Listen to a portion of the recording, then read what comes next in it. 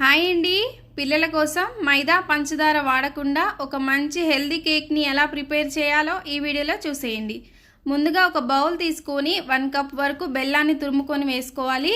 3/4 cup వరకు oil తీసుకొని beater సహాయంతో బాగా బీట్ చేసుకోవాలి. బాగా బీట్ చేసుకున్న తర్వాత 2 ఎగ్స్ తీసుకొని బాగా బీట్ చేసుకోవాలి.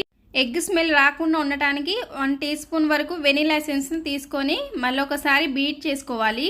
జల్లించుకోవడానికి జల్లెడని తీసుకొని 2 కప్పుల వరకు గోధుమ పిండిని 1 టేబుల్ స్పూన్ వరకు బేకింగ్ పౌడర్ని తీసుకొని జల్లించుకోవాలి.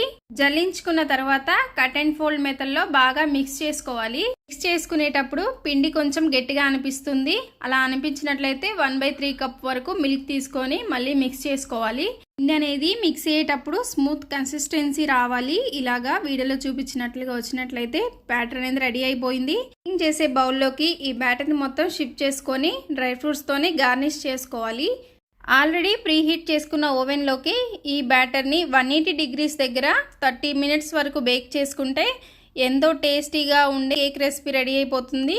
వీడియో నచ్చినట్టయితే లైక్ చేయండి, మన ఛానల్ని సబ్స్క్రైబ్ చేయండి. మీకు ఎలాంటి రెసిపీస్ కావాలో కామెంట్ సెక్షన్లో కామెంట్ చేయండి.